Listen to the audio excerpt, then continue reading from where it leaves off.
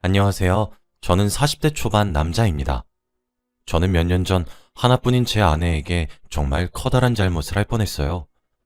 어디에 가서 누구든 붙잡고 속 터놓고 얘기를 하고 싶은데 어디 가서 얘기를 할 만한 수준이 아니라서 이렇게 익명으로 사연을 보내게 되었습니다. 저도 누군가에게 제 일을 털어놓고 싶었거든요. 저는 어렸을 때부터 감정 기복이 없는 사람이었습니다. 어딜 가든 제가 항상 들었던 말은 왜 이렇게 무덤덤하냐? 이런 소리들이었어요. 아기였던 때에도 너무 순해서 울음도 잘 터뜨리지 않는 그런 아이였죠. 사실 화가 난다라는 표현 자체가 제게 조금 어렵게 느껴집니다. 그런데 전 얼마 전에 난생 처음 화가 나는 감정을 느끼게 되었어요. 지금부터 그 이야기를 한번 해보고자 이렇게 글을 쓰게 되었습니다. 우선 제 직업을 말씀드리자면 은행원을 하고 있습니다. 저는 어렸을 때부터 덧셈 하는 것을 남들보다 좋아했고 돼지저금통에 동전을 넣으면서 행복을 느꼈거든요. 그리고 은행원도 사람을 상대하는 직업이다 보니 제 묻어나고 감정 기복이 없는 성격이 더 도움이 될 것 같아 이 직업을 선택했습니다. 제 예상이 들어맞았는지 은행원이란 직업은 저와 찰떡같이 잘 맞는 직업이었어요. 나름 한국에서 내로라 하는 은행에서 근무를 하고 있습니다. 이런 저를 부모님께서는 자랑스러워 하셨어요. 원래 저희 부모님께서는 제게 기대를 많이 거셨던 분들이셨거든요. 학창시절에도 제가 좋은 점수를 받아서 전교 10등의 성적을 들고 집으로 돌아오면 부모님은 잘했다는 칭찬보다 더 잘하라며 제게 채찍질을 하셨던 분들이세요. 물론 그런 부모님들의 육아 방침이 처음엔 서러웠지만 저도 나이를 먹고 하다 보니 그러려니 해서 크게 상처는 없어요. 제 부모님은 대학도, 대학 성적도, 그리고 취업까지 더 좋은 곳, 좋은 음식, 좋은 대우를 받기를 계속 희망하셨고 저는 부모님의 그런 욕심에 매번 부응해 왔습니다. 부모님께서는 제 직업을 자랑스럽게 여기시죠. 그런데 이제 취업까지 하고 나니까 제게 결혼은 언제쯤 할 것이냐며 결혼에 대한 기대를 새롭게 품으셨어요. 제가 밑으로 여동생이 둘 있는 집안의 장남이니 좀 더 그러셨던 것 같습니다. 근데 사실 전 결혼에 대한 생각이 별로 없거든요. 남들처럼 드라마틱한 프로포즈에 로맨틱한 사랑에 그런 것들에 욕심이 별로 없었죠. 로망도 마찬가지로 없었습니다. 그래서 제게 결혼이란 해도 그만, 하지 않아도 그만 이런 느낌이었어요. 그리고 지금 한국 사회에서는 혼자 벌어 혼자 살아가는 것도 벅찬데 제가 가장이 되어야 하고 가족을 책임져야 하고 그러는 것들이 뭐랄까? 제게는 다소 무겁게 다가와서 결혼에 점점 회의적인 생각을 가지게 되더라고요. 그래서 결혼보다는 혼자서 월급 받아 모으고 투자하고 적금도 하고 그렇게 살면서 돈이 점점 불어나는 그런 재미만 보고 있었습니다. 처음에 제게 결혼이란 것은 그런 존재였죠.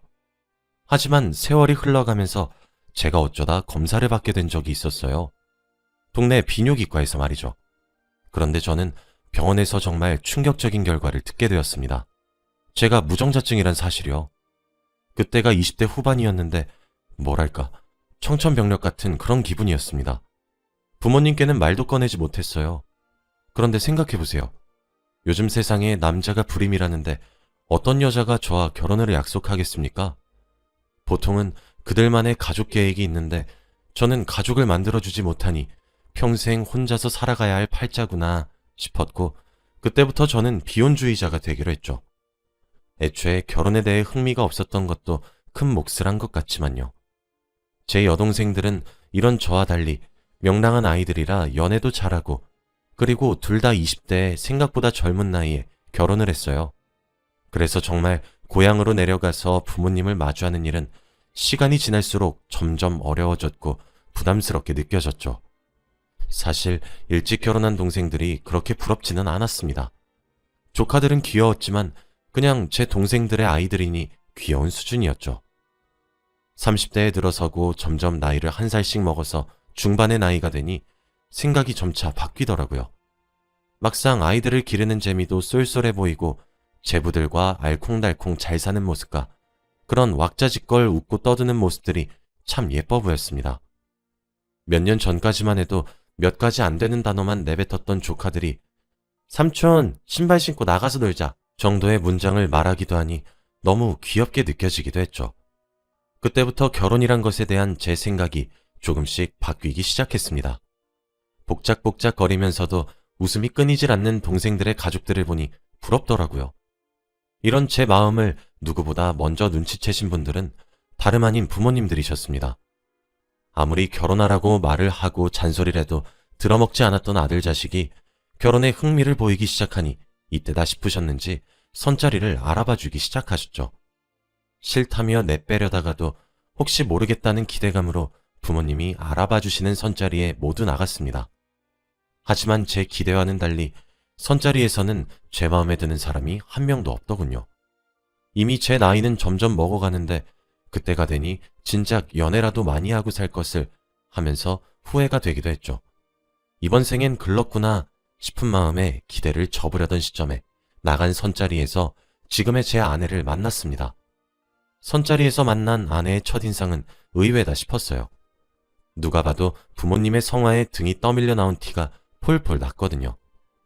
아내를 처음 만났던 계절엔 초여름이었는데 아내는 슬리퍼를 직직 끌고 면으로 되어 있는 짧은 면바지를 입고 등장했습니다. 누가 봐도 시간을 어느 정도 때우고 내빼려는 심산이 너무 잘 느껴지는 옷차림과 표정이었죠. 그런데 오히려 제게는 신선하게 다가왔어요. 제가 선자리에 지쳐가고 질려했던 이유는 하나같이 인위적인 만남 같은 기분이 들었기 때문이었거든요. 제가 만났던 여자들은 손으로 입을 가리며 호호 웃었고 파스타도 돌돌 말아먹었고 하나같이 무릎까지 오는 치마에 하이힐을 신고 그런 천상 여자인 모습만 보니까 너무 가식처럼 느껴졌습니다. 저도 밑으로 여동생이 둘씩이나 있으니까 대충 여자들이 어떻게 살고 행동하는지 다 알고 있었거든요. 그런데 오히려 그런 편한 차림으로 나온 모습을 보니 호기심이 들더라고요. 아내는 건성으로 커피를 주문하고 저와 대화를 나누기 시작했습니다. 그런데 아내와 나누는 대화가 너무 재미있었어요. 아내와 제가 공통적으로 겹쳤던 부분은 바로 여행에 관심이 많다는 거였습니다.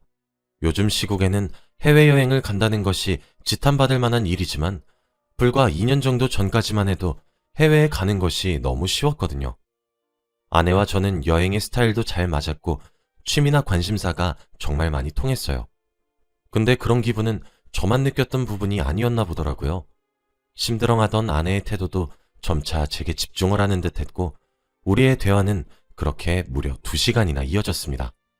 아내는 나중에 깔깔 웃으면서 제게 대화를 먼저 걸기도 했어요.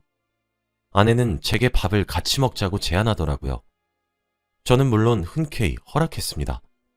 그런데 아내는 다른 선자리와 다르게 파스타 이런 곳을 가지 않고 국밥집에 가자고 하더군요. 근처에 완전 맛집이 있는데 특별히 제게 소개시켜주는 곳이라고 하면서요. 그런 모습들도 특이했고 새로워서 정말 매력적으로 느껴졌던 것 같아요. 저도 흔쾌히 국밥집으로 향했어요. 이열치열이라고 웃는 아내의 모습이 제 눈에는 귀엽게 느껴지기까지 했습니다. 아내는 저와 식성도 똑같은 것 같았어요. 저와 아내는 누가 먼저랄 것도 없이 동시에 순대국밥을 주문했고 순대국밥이 나오고 난 뒤에도 국밥에 들깨가루를 뿌려 먹는 것까지 통하더라고요. 그런 사소한 것도 그날에는 우리가 왜 이렇게 잘 맞는 거냐고 깨르르 웃을 수 있는 소재들이었습니다. 아내는 분명 차를 끌고 선자리를 나왔거든요. 보통 술자리로도 이어질 수 있기 때문에 차를 집에 두고 오는 사람들이 많잖아요. 그에게 선자리에 정말 기대도 없었나 보다 싶었죠. 사실 밥까지만 먹고 헤어지고 다음을 기약해야 하나 싶었는데 그날 아내를 보내면 놓칠 것 같다는 생각이 들었어요. 저는 아내에게 술 한 잔도 하는 것이 어떻겠냐고 물었고 아내는 흔쾌히 수락했죠. 저희는 어디에 갈지 고민을 하다가 제가 자주 가는 포장마차에 가자고 제안했더니 너무 좋아하면서 자신도 그런 곳에서 술 마시는 것을 좋아한다고 하더라고요. 이때도 통하는 것이 많다라고 생각했습니다. 술이 약했던 아내는 소주 몇 잔에 알딸딸해 보였고 제 눈에 그런 모습은 가식 없고 솔직해 보여서 정말 귀엽고 매력적으로 다가왔어요. 그날 아내와의 첫 만남을 마무리하면서 저는 다급하게 아내에게 고백했습니다. 만나보는 것이 어떻겠냐고 하면서 말이에요. 저는 아내의 모든 면에 이끌렸거든요. 아내는 좋다며 활짝 웃고 우린 그렇게 그날 연인이 되었습니다. 아내와 함께하는 모든 시간들이 너무 즐거웠어요.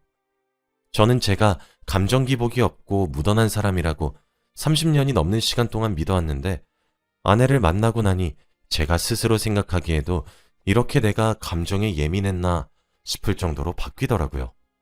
그렇게 아내와의 행복한 시간이 길어지면 길어질수록 저는 마음 한켠이 무겁게 내려앉았습니다.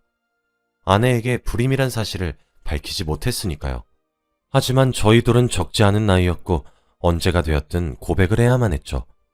저는 결국 아내와 연애를 시작한 지 반년 만에 모든 사실을 털어놓았습니다. 저희 사이에 그쯤 되니 슬슬 결혼에 대한 이야기가 나오고 있어 더 이상 숨길 수 없겠더군요. 저는 20대 때 불임 판정을 받았고 이 사실은 부모도 모르고 있다며 모든 사실을 아내에게 고백했습니다. 그때 제가 느꼈던 감정은 무력감이었죠. 아내는 솔직하게 말하더군요. 가족 계획이 있고 아이를 낳아서 기르는 재미도 알고 싶었다고 말이에요. 저는 그런 아내의 말이 이뤄질수록 잘 익은 벼마냥 고개만 밑으로 숙여지기 시작하더군요. 아, 나는 이 사람과 이렇게 끝이구나. 두 번 다시 연애를 못할 수도 있겠다. 라고 생각하며 아내를 포기하려는 순간 아내는 제게 그러더군요. 그래도 성철 씨면 아이 없이 우리 둘만 사는 것도 괜찮을 것 같아. 라고 말이에요. 그 말을 해주는 아내는 제게 날개만 달리지 않았을 뿐이지 천사와 다름이 없었습니다. 저는 30대 후반에 그렇게 일사천리로 결혼을 했어요.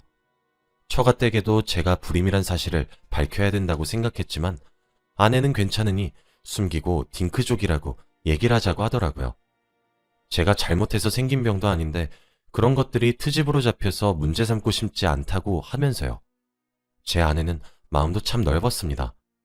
저희 부모님은 제 결혼 소식에 환영하셨어요. 그렇게 우리는 신혼생활을 하게 되었는데 정말 행복했습니다. 아내는 솔직한 성격이 매력이었고 털털하기도 하다가 귀엽게 내숭도 부리고 이 맛에 결혼을 하는구나 싶었거든요. 함께 요리도 하고 늦게까지 영화도 보고 근처에 산책도 다니면서 우린 행복하게 지냈습니다. 그런데 하루는 퇴근 후 집에 왔는데 아내가 제게 할 말이 있다고 하더라고요. 그래서 무엇이냐고 물어보니 저를 이끌고 식탁으로 데려갔어요.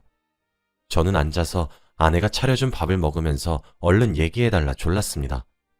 아내는 제가 손바닥만한 직각사각형 모양의 상자를 건네더군요. 그 안에는 두 줄이 선명히 나와 있는 임신 테스트기가 있었습니다. 그걸 보는 순간 정말 머리가 새하얘졌어요. 저는 불임인데 임신이라 머리가 복잡해지더군요. 아내는 그런 제 모습을 보며 안절부절하며 얘기했습니다. 사실 아내는 한 달에 한 번 오는 마법의 날의 주기가 매우 정확한 편입니다. 항상 30일에 한 번씩 하거든요. 아내가 일을 하던 도중에 원래는 쳐다도 보지 않았던 반찬을 먹기도 하고 감기 몸살 기운도 돌고 이러니까 함께 일하는 동료가 아내에게 임신을 한 것은 아니냐고 물어봤다고 해요. 그런데 아내도 곰곰이 생각해보니 2달 정도 마법의 날을 건너뛰었다고 하더라고요. 그래서 혹시나 하는 생각에 임신 테스트기를 사서 검사를 했는데 2줄이 나왔다고 합니다. 저 솔직히 표정 관리가 하나도 되지 않았어요. 아내를 믿지 않는 것은 아니지만 아내가 내민 임신 테스트기를 믿을 수도 없는 노릇이었죠. 남들에게는 서로에게 사랑한다는 말과 주위에서 축하의 말이 나올 법도 한데 저와 아내 사이에는 긴 정막만이 흘렀고 초상집 분위기였어요. 솔직히 배신감이 들지 않았다면 거짓말일 것입니다. 하지만 아무리 생각해도 제 아내가 거짓말을 할 이유도 의심이 가는 정황도 없더라고요. 아내는 아무런 대답도 하지 않는 제 모습을 보며 결국 눈물을 터뜨리고 말았고 저는 잠시 시간을 달라고 요청했습니다. 한참을 울던 아내는 눈물을 그치고 제 생각이 정리되기만을 기다리고 있었어요. 저는 일단 우는 아내를 달랬습니다. 그리고 물었어요. 정말 제 아이가 맞냐고 말이에요. 사실 다른 가정의 남편이 아내에게 저런 질문을 했다면 욕이 돌아왔겠죠. 그치만 아내도 그렇게 질문하는 제 심정을 이해해 주었어요. 아내는 하늘에 대고 한 점 부끄러움 없이 제 아이라고 얘기했죠. 저는 아내에게 출산 이후 친자 검사를 요구했습니다. 여보, 당신도 알다시피 나 불임이잖아. 당신을 믿지 못하는 게 아니야. 당신이 날 기만하지 않았다는 사실을 나도 잘 알아. 하지만 이건 별개의 문제야. 당신은 믿지만 지금 나에게 벌어진 상황을 믿진 못하겠어. 라고 말이에요. 아내는 속상하다며 눈물을 흘리면서도 친자검사 요구를 받아들였습니다. 양가에서는 아내가 임신을 했다며 잔치가 벌어졌어요. 저희 가족만 우울했죠. 아내는 심지어 이란성 쌍둥이를 임신했더군요. 하나는 아들이었고 하나는 딸이었습니다. 저희 부모님은 복 2개가 굴러들어왔다며 태몽을 네가 꿨니 내가 꿨니 하셨고 처가댁도 저희 집과 마찬가지였습니다. 저는 아내의 결백을 믿었기에 임신을 하는 기간 동안 정말 최선의 노력을 다했어요. 아내는 딸기가 먹고 싶다 그러면 정말 몹시 추운 겨울에도 딸기를 사러 갈 수준의 정성으로 말이죠. 그리고 약 8개월 뒤 아내는 아이를 출산했습니다. 아내를 많이 닮은 공주님과 왕자님이었어요. 아내는 아이들을 출산하고 눈물을 뚝뚝 흘리더군요. 아내는 출산 후 아이의 머리카락을 뽑았습니다. 그날 바로 보낸 친자검사는 다음날 유선으로 연락이 먼저 왔습니다. 그리고 며칠 뒤 서류가 온다고 하더라고요. 검사 결과는 99.7%로 제 아이들이 맞았습니다. 아내도 그러게 자기가 뭘 했냐며 복잡한 심경이 가득한 얼굴로 저를 쳐다보더군요. 전 비뇨기과에 가서 재검을 신청했습니다. 남자 불임이 임신이 가능한 것인가 싶어서 말이죠. 재검 결과 저는 무정자증이 아니라 희소정자증이라고 하더라고요. 남들보다 정자의 수가 현저히 적지만 자연 임신이 불가능하진 않다고 했습니다. 저는 그 결과를 아내에게 알려주었어요. 그리고 아내에게 정말 진심으로 사죄했습니다. 여보, 이런 일 겪게 해서 너무 미안해. 내가 너무 보잘것없는 사람이라 그랬어. 당신이 나 말고 다른 사람을 만났다면 이런 상황을 겪지 않아도 되었을 텐데 정말 너무 미안해. 라고 말이에요. 제가 불임이 아니란 것과 사랑하는 아내가 자신을 쏙 빼닮은 아이들을 둘이나 낳아준 것이 기쁘기도 하면서 미안하기도 해서 복잡한 신경이었죠. 저는 티를 안 냈다고 생각합니다. 은연중에 낳는지는 알 수 없지만요. 아내 자신도 그간 마음고생이 많았던 것인지 제 품에 안겨서 엉엉 눈물을 흘리더군요. 그러면서도 제게 자신을 믿어줘서 고맙다고 했습니다.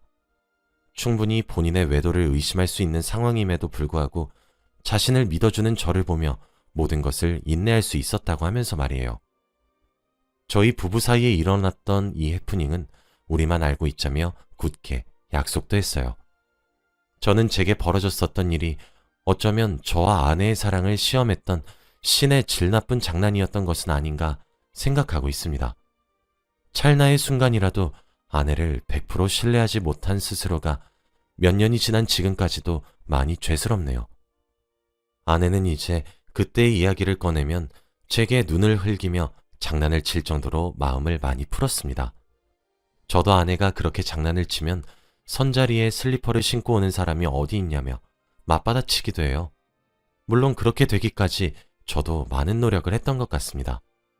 저는 이 일을 계기로 사람이 살다 보면 믿기 힘든 일이 벌어지기도 하는데 그때 진정한 부부라면 끝까지 서로를 믿어야 된다고 생각하게 되었어요.